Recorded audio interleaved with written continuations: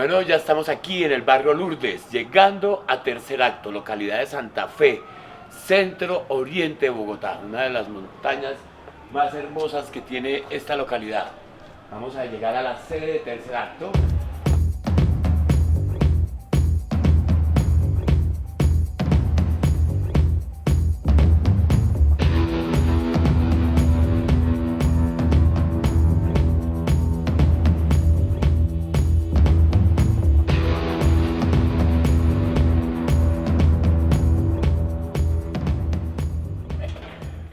Hola Cristina, buenos días, Mucho gusto, qué rico bienvenidos a verla. Tercer Acto, nuestra casa, la casa de ustedes. Ay, muchas Todo el gracias. barrio.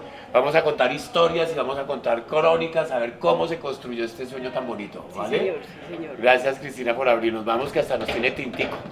Suena la semilla como cascabel y se abre la tierra y Bueno, estamos aquí con nuestro querido maestro Daniel Castro, iniciando un viaje, otra crónica teatral, director del grupo Tercer Acto, aquí en su casa. Bienvenido Daniel a estas crónicas para que nos cuente la aventura tan maravillosa, entre comillas, que es construir y tener un grupo de teatro. ¿Cómo nace Tercer Acto, querido Daniel? Bueno, Kadir, muchas gracias por la invitación. Tercer Acto nace en el año 2004. Yo estaba en ese momento en Luz de Luna, trabajaba como actor y pues me tocaba una de las funciones era dictar unos talleres. Entonces en el 2004 me voy a dictar un taller de teatro con jóvenes en el teatro Jorge Soto, en el colegio Jorge Soto del Corral, aquí arribita, sí. Y a partir de ese proceso creativo y de ese proceso de formación decidimos continuar desarrollando acciones teatrales con los muchachos que en ese momento tenían 17, 18 años y estaban como muy motivados por todo el tema de las comparsas. Ajá. En los 90 y digamos en ese momento eran muy importantes para nosotros los jóvenes hacerlas. Entonces decidimos, Santa Fe, sí, Santa Fe era muy fuerte en las comparsas, entonces empezamos a hacer no solamente las comparsas, sino también nos dedicábamos 2 veces a la semana a trabajar lo que eran las artes escénicas. Entonces yo empecé con Alexander, con Danilo, con Edwin, con José, bueno, con una serie de muchachos que quisieron seguir adelante con el proceso teatral y fue así como nació Tercer Acto. Entonces la primera obra que montamos fue Las criadas de Genet, entonces decidimos enfrentarnos a montar este clásico de la literatura francesa, porque además era como exigirles a ellos que memorizaran un texto, que hicieran una investigación profunda sobre por qué Genet escribe esta obra, por qué el tono en el que la escribe, por qué el matiz, digamos, en el que se debe actuar la obra. Y dije yo, pues bueno, si somos capaces de montar a Genet, que es tan complejo, que es tan difícil, que es tan controversial, tan fuerte, pues somos capaces de hacer teatro. Y así es. Entonces en el 2004 montamos Las criadas, estrenamos en el teatro La Mama, en Chapinero, y a partir de eso dijimos, no, sigámonos reuniendo, sigamos haciendo teatro, y empezamos como todos los grupos de teatro sencillamente a hacer teatro por el gusto de hacerlo, y no veíamos la necesidad ni siquiera de vender funciones ni nada de esas cosas, porque eso no estaba, digamos, dentro del espectro de las necesidades del grupo. Pero en el 2007, claro, cuando ya todos salen del colegio, cuando ya todos empiezan a tener la necesidad de aportar en su casa, porque digamos en un entorno como este del barrio Girardot, Lourdes, El Rocío, que son los barrios que nos circundan, es muy natural que uno después de que salga del colegio tiene que empezar a aportar dinero en su casa para ayudar a mantener las obligaciones del hogar. Entonces ahí en ese momento empezamos a ver la necesidad de que teníamos que tener algunos recursos para mantener el grupo si queríamos seguir haciendo teatro. Danielito, y entonces, ¿cómo va? De la comparsa al colegio, la comparsa, todos habitaban en el barrio más o menos. ¿Y cómo Sí. hacían para ensayar? ¿Cuándo aparece esa necesidad de tener un espacio? Bueno, la necesidad, La magia, la necesidad estuvo siempre. De hecho, cuando nos formalizamos en el 2007, alquilamos unos cuartos allí en el barrio Girardot porque necesitábamos un espacio donde podernos reunir. Y digamos que para el tema ya creativo, pedíamos los salones comunales prestados. Pero entonces en los salones comunales uno tenía una dinámica muy jodida, porque entonces si había, digamos, un muerto en el barrio que era muy recurrente, o que siempre ha sido muy recurrente en estos carnavales, entonces nos quitaban el sitio de ensayo porque había que velar al difunto. Entonces el grupo de teatro no podía ensayar. Después nos fuimos a un salón parroquial, pero entonces el cura empezó a tocarse porque los muchachos salían en unos atuendos muy insinuantes y hacían escenas muy incitadoras, entonces no le gustó como mucho, entonces también de ahí nos desplazó. Pero mire que estos tropiezos nos llevaron a pensar en tener un espacio propio. Entonces ellos nos dieron la posibilidad de pensar que teníamos que tener una casa donde tuviéramos autonomía y donde pudiéramos ensayar a la hora que a nosotros nos diera la Guardar gana, las cosas también. guardando las cosas que eran poquitas, pero teníamos algunas cosas, y sobre todo empezar a generar como un arraigo en el territorio. Entonces desde el 2007, cuando formalizamos Tercer Acto, decidimos hacer un ahorro consciente, que es en esa época los actores no cobraban, o sea, decían, no, toda la plata que nos entra a Tercer Acto la vamos a ahorrar en un fondo para comprar una casa. Empezamos a ahorrar y a guardar todo pesito que nos llegaba por funciones, que nos sobraba de algún proyecto de utilidad, que de algún lado donde nos pudiéramos agarrar un pesito lo ahorrábamos. Y en el 2012 decidimos que ya teníamos 60 millones de pesos ahorrados, habíamos ahorrado 60 millones durante 4 o 5 años larguitos. Decidimos comprar una casa. Entonces empezamos a buscar la sede de Tercer Acto y ninguna casa nos servía porque todas las casas o estaban muy mal construidas o no nos daban la posibilidad que era tener un espacio, digamos, amplio para ensayar, porque inicialmente no pensábamos en una sala, sino tener un espacio medianamente amplio donde pudiéramos ensayar. Y entonces decidimos en este lote, que era mi casa, que era un solo primer piso, construir en el segundo ese espacio que nos posibilitara ensayar. Y entonces dijimos, pero hagámoslo con 2 niveles, pero entonces ya cuando hicimos los 2 niveles nos dimos cuenta que quedaba como un nivel de gradería y un nivel de escenario.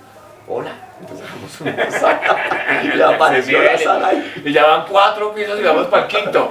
Ya vamos por el cuarto piso, sí, y apareció la sala, pero también con la sala aparece y se fortalece ese componente con la comunidad. Porque dijimos, vamos a poner una sala, pero vamos a poner una sala de teatro en un barrio popular de estrato 1 y 2, donde la gente a veces ni siquiera tiene cómo solucionar el día a día de la comida. ¿Cómo van a venir a teatro? Entonces nos empezamos a preocupar por cómo íbamos a hacer el ingreso a la sala y decidimos que el ingreso iba a ser a través del trueque o del aporte voluntario. Porque para nosotros es importante que el público entienda que no es gratis.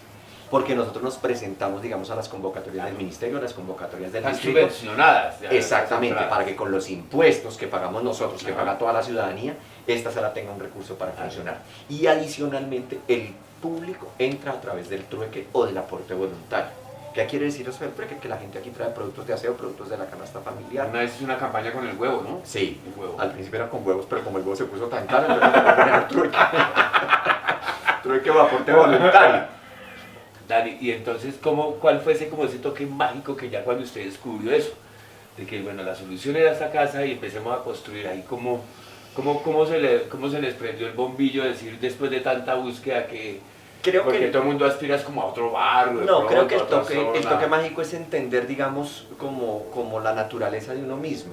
Yo había nacido en este sector, yo conocía, digamos, las condiciones y las dinámicas de este sector, porque yo me gradué en el 92 del Colegio Jorge Soto del Corral, trabajé 10 años con Luz de Luna en el barrio Girardot. Ya había un conocimiento del entorno y también, digamos, de las necesidades del entorno. Y la gente no tiene la posibilidad de ir a teatro aquí cerca, o sea, lo más cerca que tiene es la Candelaria, pero digamos, los niveles económicos de la Candelaria no se ajustan a los niveles adquisitivos de la gente que vive en este entorno. Entonces por eso decidimos hacer un teatro aquí en el barrio y que la gente pudiera, digamos, con sus posibilidades, entrar a la sala. Cristinita, entonces, su merced, ¿de cuándo está, cómo se considera usted en este rollo de Tercer Acto? Como la mamá de todos estos muchachos. La mamá de todos estos muchachos. Ellos todos me quieren mucho, ellos...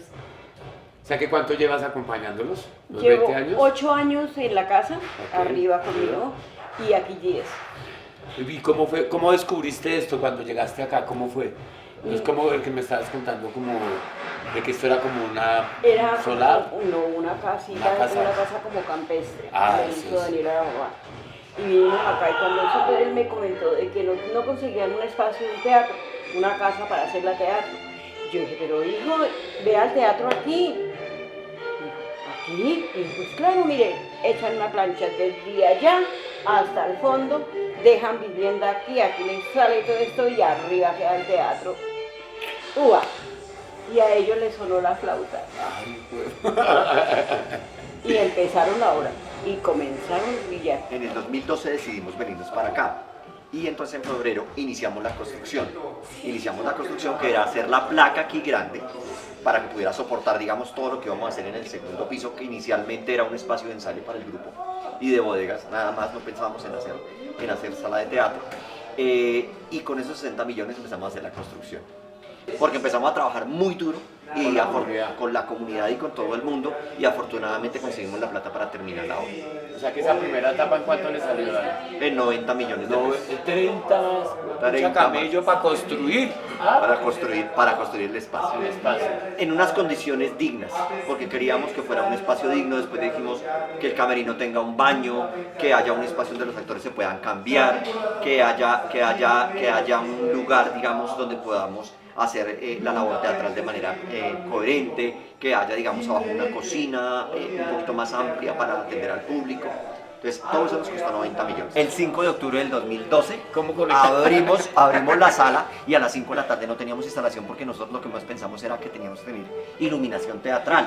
Nos habíamos preocupado por los telones, por el piso de madera, pero fue pucha. Teníamos unos tarros que eran muy artesanales y entonces los conectábamos con extensiones, y entonces los cambios de luces eran conecte y desconecte, conecte y desconecte, conecte. Ahí hacíamos los cutes.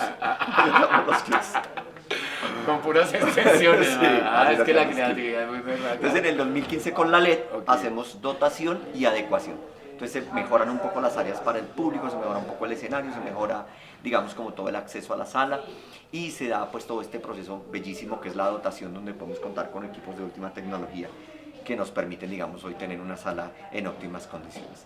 Y en el 2020 Ok. nos volvemos a ganar la LED para compra y reforzamiento estructural. Que ahí es donde estamos Que ahí como es- trancaditos, como que tiene, Y ahí es está, donde casi viene el termina. parteaguas de esta Ajá. vida mía en Ajá. relación a este teatro, que nos ha traído muchísimas cosas maravillosas, muchísimas posibilidades, pero también con esta LED como ganas también de dejar un poco las cosas tiradas, porque fue y ha sido un proceso muy duro porque, digamos, por múltiples problemas administrativos no hemos podido, o se pudo completar el tema de la venta, pero no ha habido posibilidad de que nos paguen el tema de reforzamiento estructural, que son 375 millones de pesos, y la obra nos costó 430 millones.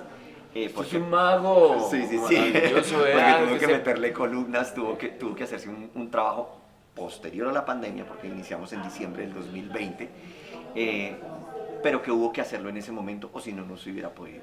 No se hubiera podido porque los materiales se subieron muchísimo, porque, digamos, la construcción fue uno de los sectores que se disparó, y además porque contamos con un constructor muy solidario que nos dijo, hagámoslo en este momento, independiente de que no haya plata o de que tengamos que sufrir con las economías, porque si más adelante lo vamos a hacer nos va a salir mucho más caro. Ay, ¿sí? que Va hubiera a salir podido mucho más quedarse, elevado. podía quedarse la obra y Parada, veremos, parada, y ahí detenida. se queda. Entonces decidimos con el equipo irnos adelante con el proceso de reforzamiento estructural.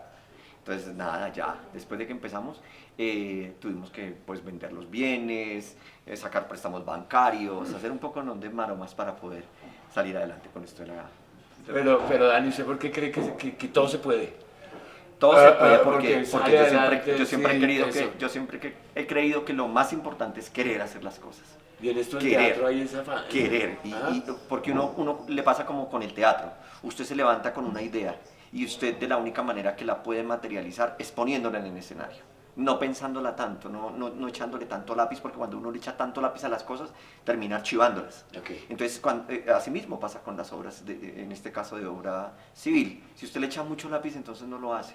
Cuando nosotros pensamos en hacer un teatro, pensamos no en los pesos, no en las platas, no en cuánto nos iba a costar, sino en el sueño de materializarlo. Y al momento de materializarlo, usted tiene que colocarle metas a esa materialización, y efectivamente tiene que pensar en dinero. Claro. Pero eso está como en el último rengloncito, donde uno pone la cuestión de la plata. Ah, bueno, el proyecto es hacer una casa, en cuánto tiempo, cuánto me va a demorar y cuánto me va a costar al final. Y entonces uno va en esa medida y en ese orden sacando las cosas adelante. Materialicémoslo, empecemos a darle forma, empecemos a darle color, empecemos a darle movimiento a esta cuestión, y después vamos mirando de dónde sale la plata. Aquí estamos entonces en la nueva silletería que nos estaba comentando el maestro Daniel, que es ya para donde llega cada sardino con su silla, siempre que uno llega, como decía, hay algo nuevo en esta sala. ¿Cómo se ven a futuro, maestro? ¿En los próximos, qué, 5? 5 años, bueno, ¿Sí? Nuestro sueño siempre ha sido mejorar tanto las condiciones del espacio como las condiciones del equipo. Entonces un poco la pretensión de tercer acto es tener un equipo sólido, un repertorio sólido. Lo artístico primero sigue siendo, claro, ¿no? Claro, lo importante, lo humano, lo artístico, Ok. y también pues este tema de la infraestructura. Y también que esta sala tenga unas dimensiones un poco más grandes.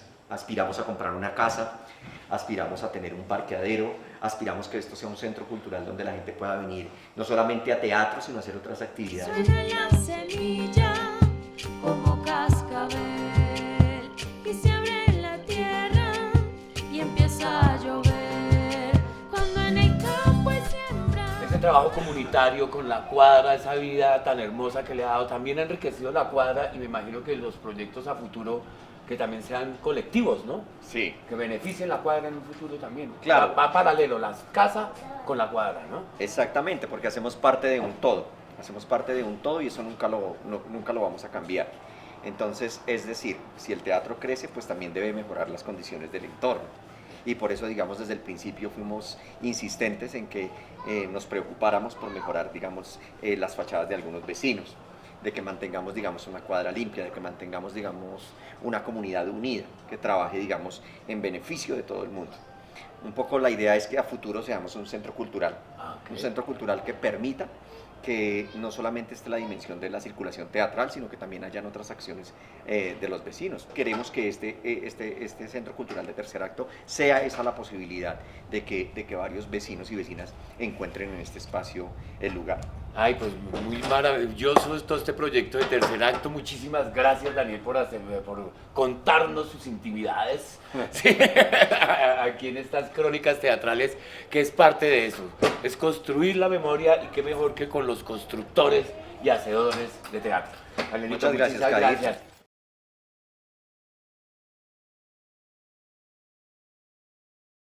Vamos a hacer más crónicas para ver la importancia de las salas de teatro en los barrios, cómo irradian energía para el barrio, lo llenan de vitalidad y eso mismo se transporta a nivel metropolitano. No se les olvide suscribirse a nuestro canal en YouTube, @teatrova, tocar la campanita y seguir viendo todas nuestras crónicas. Chévere, nos vemos. Suena la semilla como cascabel y se abre la tierra y empieza a llover cuando en el campo hay siembra, hay comida para todos, llegan los campesinos con las semillas que hay que plantar.